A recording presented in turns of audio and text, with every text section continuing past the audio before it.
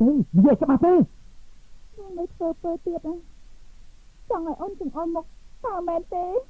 អូនឆាប់និយាយទៅនិយាយច្បាស់ទេតើនរណាជាសហាយតើនរណាជាស្រីហ៎គឺស្រីដែលបងអោបថើបនៅចំពោះមកខ្ញុំបាញ់មិញនេះហើយគឺជាស្រីខ្វះមារយាទស្រីខ្វះសិលធម៌ខ្វះលក្ខណៈថ្លៃថ្នូរជានារីខ្មែរពេញលក្ខណៈនោះអ្នកជាណានាងឯងនាងមិនសមជាប្រពន្ធខ្ញុំទេសម្ដីនាងថោកទៀតណានាងខ្ញុំមិនអាចទ្រាំលើពាក្យសម្ដីគ្មានពូជគ្មានបោដូចយ៉ាងនាងនេះបានទេតែចេញទៅចេញពីមុខខ្ញុំទៅមកអាលីនយើងទៅសប្បាយនៅខាងក្រៅវិញល្អជាងសំមុខឲ្យមានលក្ខណៈខ្ញុំមិនធ្វើ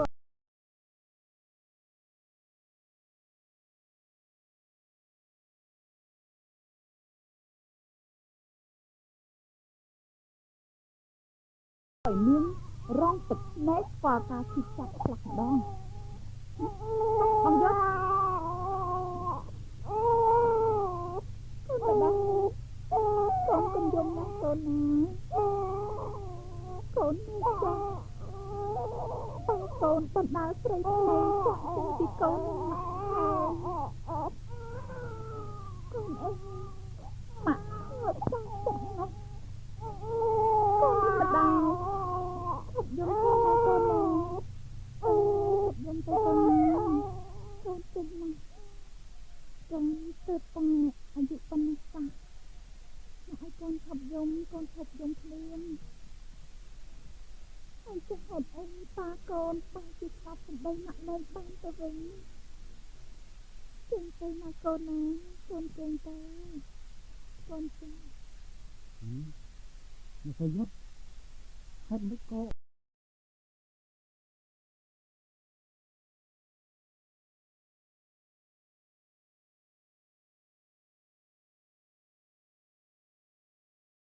របស់របរចាក់ចាយពីយ៉ាងចឹង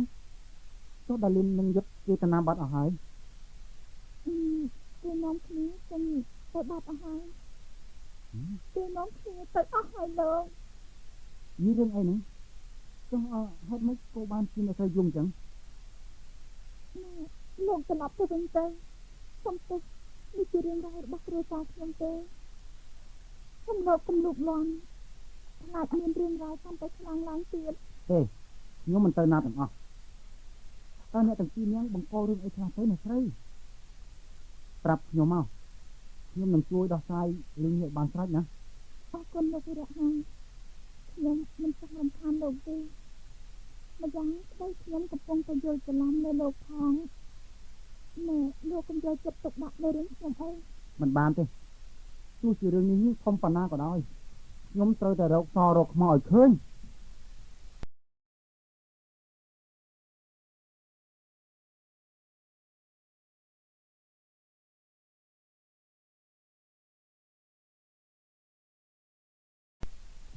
មានទូរស័ព្ទរបស់លោកមកពីក្រុងព្រះសីហនុគឺលោកសម្បត្តិមែនទេគាត់ថាមានកិច្ចការផ្ទាល់ខ្លួនសំខាន់ចង់ជួបលោកផ្ទាល់បើអញ្ចឹងឆាប់ឲ្យគេភ្ជាប់ទូរស័ព្ទទៅក្នុងការិយាល័យខ្ញុំភ្លាមហ៎ចាហៅឡូលោកសម្បត្តិបាទគឺខ្ញុំរយៈពងនិយាយណាថាម៉េច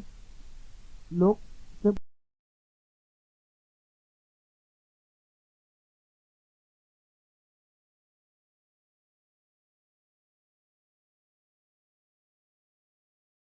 បានដំណឹងច្បាស់ហើយ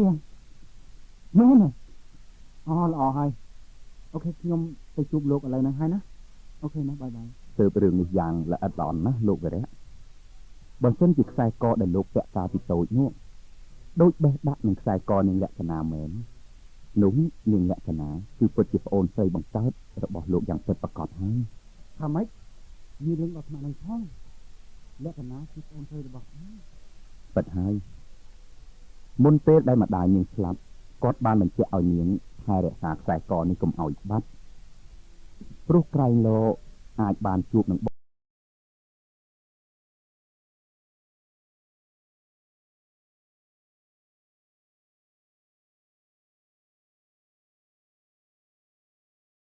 បងប្រុសនាងម្នាក់ដែលខាងឪពុកនាងទៅយកទៅចិញ្ចឹមនោះ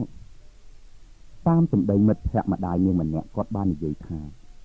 តាមពិតនាងលក្ខណៈមានបងប្អូនទាំងអស់3នាក់កាលដែលមានរឿងរ៉ាវកន្លងមកនោះម្ដាយនាងនៅឪពុកនាងមានកូន2នាក់រួចទៅហើយគឺប្រុសម្នាក់និងស្រីម្នាក់ហើយនាងលក្ខណៈកាលនោះម្ដាយនាងកំពុងពពោះនាងនៅឡើយទេក្រោយពេលដែលខាងក្រុមគ្រួសារឪពុកនាងចាប់បំបែកឪពុកលក្ខណៈពីម្ដាយនាងទៅកាលនោះគាត់បានសម្រេចចិត្តចែកកូនម្នាក់មួយចិញ្ចឹមគឺម្ដាយនាងទទួលចិញ្ចឹមកូនស្រីមួយឯឪពុកនាងទទួលយកកូនប្រុសតែឪពុកនាងបានដឹងថាម្ដាយនាងមានពពោះទើបគាត់ទុកខ្សែកដូចគ្នាមួយខ្សែដើម្បីឲ្យចំណាំទៅថ្ងៃក្រោយបានអញ្ចឹងបានសេចក្តីថាខ្ញុំនៅមានបងស្រីម្នាក់ទៀតមែនទេហ្នឹងហើយ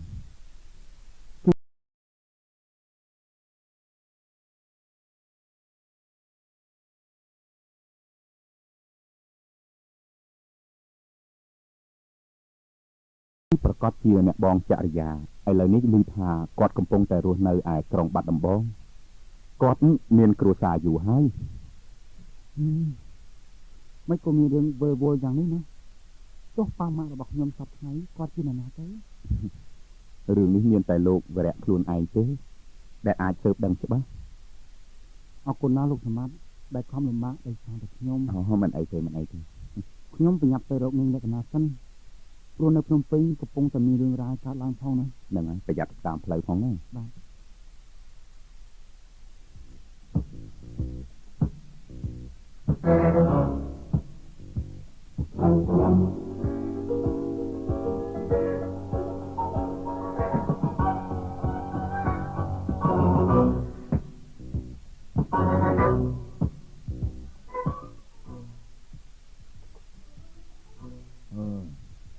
វារៈ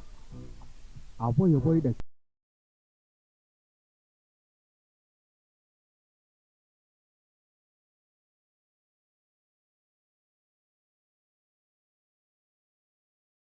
គូនយូរទាំងប្រមាណនេះគឺសុទ្ធតែជាការពិតទាំងអស់ប៉ាមិនចង់លាក់បាំងនឹងកូនទៀតទេក៏ប៉ុន្តែអ្វីដែលប៉ាលាក់កំបាំងកូនប្រមាណមកនេះ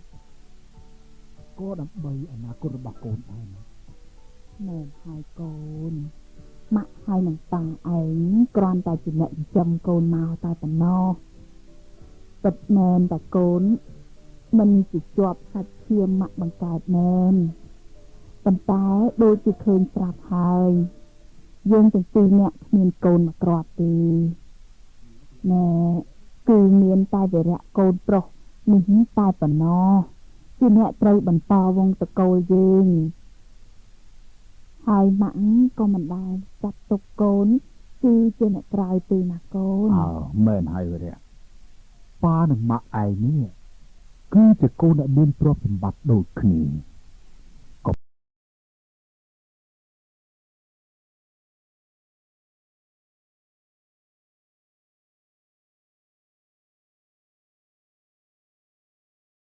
ប៉ុន្តែអកុសលត្រង់ថាពេលតែរៀបការបានមួយខែប៉ុណ្ណោះស្រាប់តែម៉ាក់ឯងមានជំងឺត្រូវចូលមន្ទីរពេទ្យវះកាត់ជាបន្ទាន់ឬបន្ទាប់មកពេទ្យក៏ប្រាប់ថាម៉ាក់ឯងមិនអាចមានកូនបានទេតែចៃដន្យអីកាលនោះលោកប៊ុនឡុងដែលជាឪពុកបង្ការរបស់កូនឯងនោះគាត់ក៏ធ្លាក់ខ្លួនឈឺ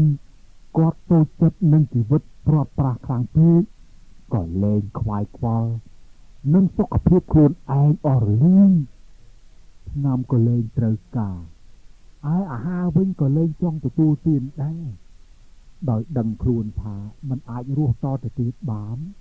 គាត់ក៏សុំផ្ញើឯងជាមួយនឹងប៉ាជួយចិញ្ចឹម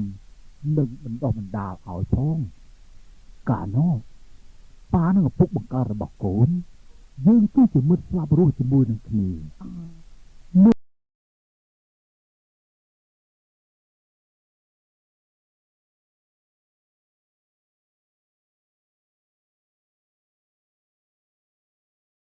ពេលជាស្លាប់ប៉ាក៏បានសន្យាដាច់ណាត់ថាប៉ានឹងមើលថែទាំកូនឲ្យដូចជាកូនបង្កើតរបស់ប៉ាតែម្ដង ឬពាក្យមួយម៉ាត់នេះគេក៏ញញឹមបិទភ្នែកស្លាប់ទាំងអស់ចិត្តទៅប៉ាពិតជាអណោចអធមខ្លាំងណាស់ក៏ប៉ុន្តែដើម្បីមិត្តភក្តិប៉ាក៏មិនរុញរានឹងចិញ្ចឹមបីបាច់ថែរក្សាកូនឲ្យបានធំដល់សប្តាហ៍នេះដែរណាខ្ញុំយល់ហើយប៉ាព្រោះតែហេតុនេះហើយទើបបានជារៀងរាល់ឆ្នាំប៉ានិងម៉ាក់គេថាឲ្យខ្ញុំឲ្យធូបសែនភ្នោឲ្យលោកទៅមិនឡងខ្ញុំមិននឹកស្មានថាការពិតនេះគាត់ជាឪពុកបង្កើតរបស់ខ្ញុំសោះអើ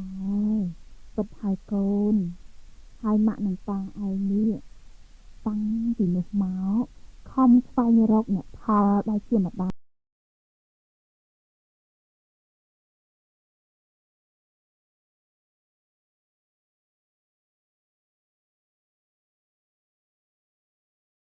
បង្កើតរបស់កូននោះដែរហើយតែជាអកុសលគ្មានដំណឹងអីបន្តិចចោះនេះក៏ជាកំហុសរបស់ប៉ាមួយដែរដែលខំព្យាយាមលាក់បាំងរឿងរ៉ាវសោដារបស់កូនមកនេះក៏ព្រោះតែប៉ាចង់ឲ្យកូនបានទទួលមរតកទាំងអស់ពីប៉ារួចរាល់សិនព្រោះតាមច្បាប់គ្រួសាររបស់យើងក្រៅពីកូនបង្កើតនឹងមិនអាចទទួលមរតកភាគហ៊ុនទាំងអស់បានទេអញ្ចឹងហើយពេលប៉ាគិតថាចាំរៀបចំផ្ទេរក្រុមហ៊ុនឲ្យកូនកាន់កាប់រួចរាល់សិនពេលពន្យល់រឿងនេះប្រាប់ជាក្រោយណាប៉ាម៉ាក់អ្នកទាំងពីរសុទ្ធតែមានគុណ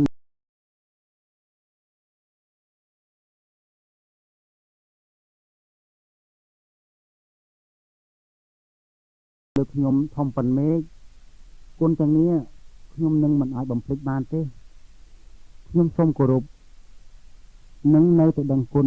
ប៉ាម៉ាក់អស់មួយជីវិតបើប៉ាម៉ាក់មិនស្អប់ខ្ញុំទេពីថ្ងៃនេះទៅកូននឹងនៅថែរក្សាប៉ាម៉ាក់រហូតមិនឲ្យប៉ាម៉ាក់ពិបាកចិត្តទេល្អហើយកូនល្អណាស់ណែបន្តិចទៀតគ្រួសារយើងនឹងអ៊ូអរជាងនេះទៅទៀតព្រោះម៉ាក់ហើយនឹងប៉ាឯងនឹងមានកូនស្រីពីរនាក់ទៀតធំល្មមតែមិនចាំបាច់ប្របាក់ចិញ្ចឹមមែនទេប៉ាវាមែនហើយម៉ាក់ញីខ្ញុំក៏សប្បាយចិត្តដែរណាឯង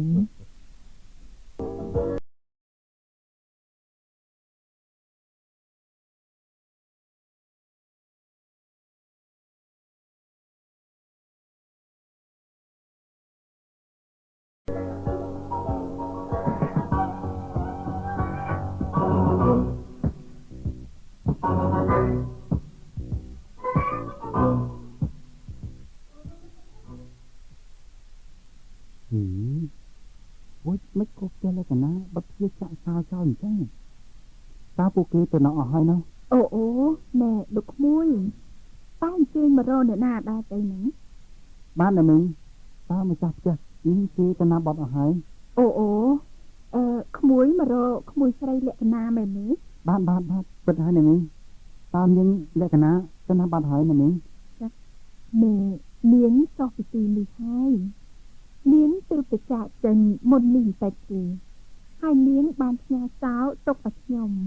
នាងផ្ដាំថាបើឃើញប្តីនាងមកវិញខ្ញុំបកគោលសោនាងទៅឲ្យគេ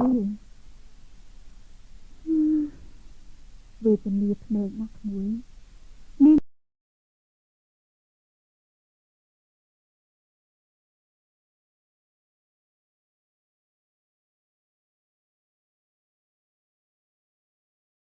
ចុះទៅតែពីរនាក់នឹងកូនតូច3នឹងដៃ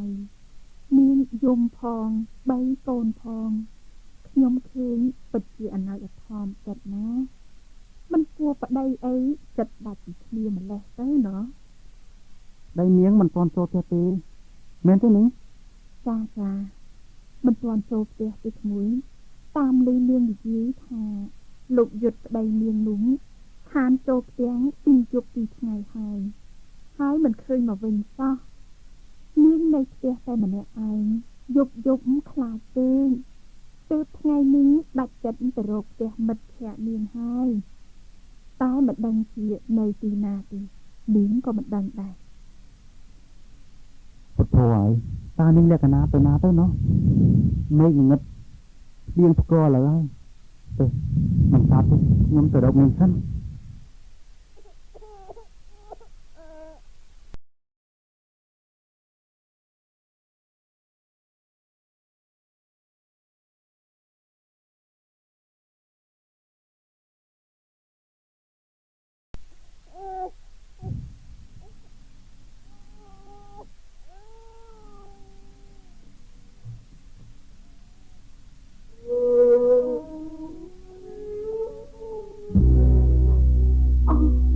មេចិត្តភ្លៀងហើយមេអើយមេតាំងអាណិតខ្ញុំផងខ្ញុំសូមអង្វរសូមមេតាំងគប់ភ្លៀងអីកូនខ្ញុំមិនតូចណាស់ខ្ញុំមិនតាមដឹងក្តីអើទឹកអប់ព្រៃអស់ក្តីអាឡ័យពីគ្រូសោហើយកូនមានម្ដងភ្លៀងក៏រងំឲ្យខ្ញុំស្រណោះដែលជាតិនេះខំព្រោះមកត្រង់ទៅមិនគួរមាន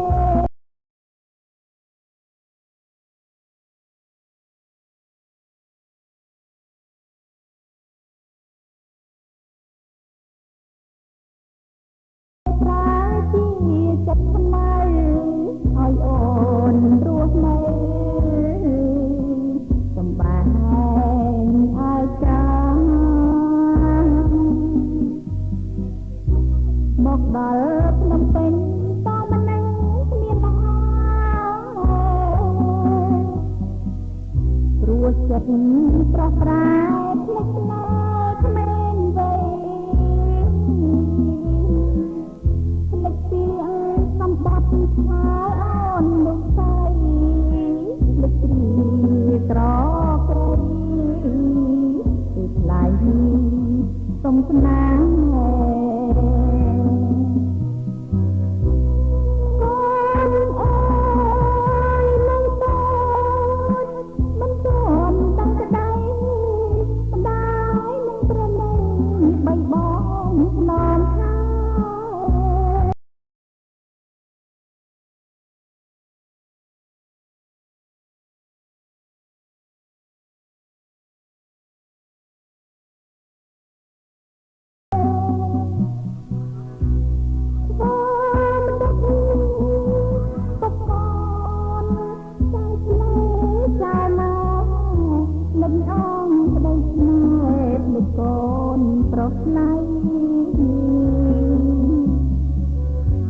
រល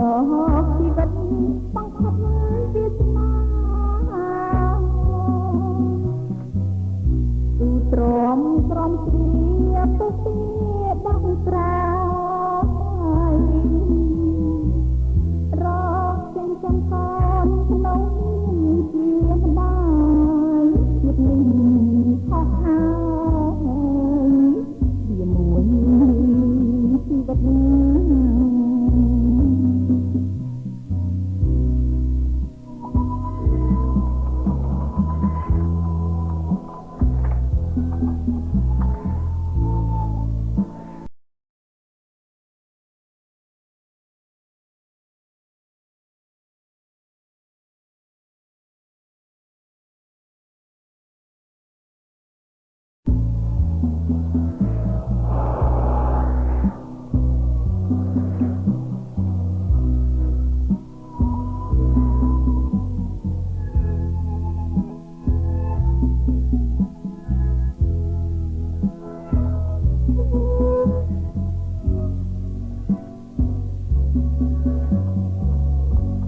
រលកជីវិត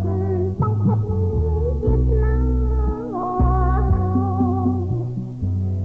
ទូទ្រាំក្រំជ្រាពុះពីដឹងត្រារកចិញ្ចឹមកូនក្នុងមានជាម្ដាយជាតិនេះខុសហើយជាមួយជីវិត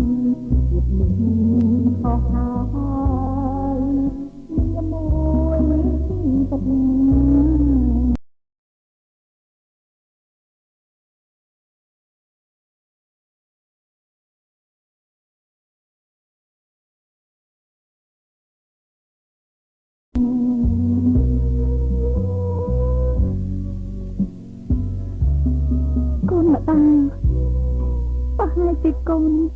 មានខ្លាំងហើយទៅកូន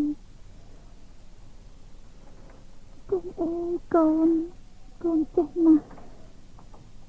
កូនដឹងថាម្ដាយកំពុងតែរងទុក្ខធ្ងន់កូនអត់មានហ៊ានយំអីសោះតែក៏កូនចេះខ្លាំងម្ល៉េះកូនមានម្ដាយអូកូនក្បួចមកសើចរកម្ដាយទៀតឯនេះកូនស្មានឋានៈនិយាយដល់កូនហើយនោះទេកូនមកកូនចាស់ យីនរណាគេបីកូនដើរដូចជាលក្ខណៈមក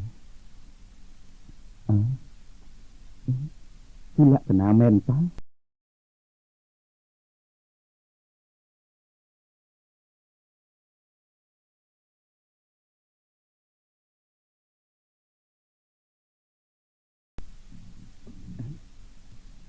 លក្ខណៈលក្ខណៈលក្ខណៈអូអេបងសម្បត្តិតាលក្ខណៈមិនក៏បីកូនទាំងយប់ដើរកាត់ភ្លៀងអញ្ចឹងឡើងឡានសិនណាមានការអីចង់និយាយគ្នាទៀតណា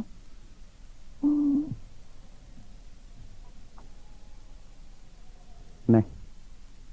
លក្ខណៈផ្លាស់ខោអាវសិនទៅហើយមានញ៉ាំបាយហើយនៅហ្នឹងចាំមើលទេខ្ញុំចង់ទៅរកផ្ទះអាបុភាតែរំឃើញសោះលក្ខណៈចុះចេញពីផ្ទះមែនទេមានបានជួបលោកវរៈហើយនៅនេះចាំមើលទេបងទៅរកអីឲ្យខ្ញុំញ៉ាំតិចមកខ្ញុំឃ្លានណាបានលក្ខណៈនៅទីនេះចុះខ្ញុំទៅរកទិញអីមកញ៉ាំណាចា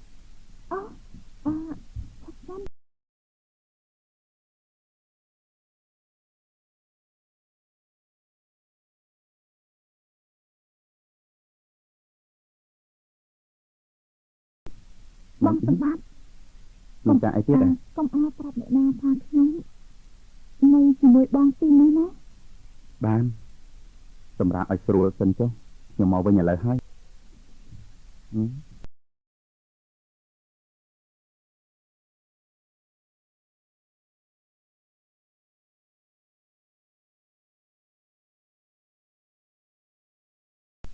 កូននាងគេលក់ហើយលក្ខណៈ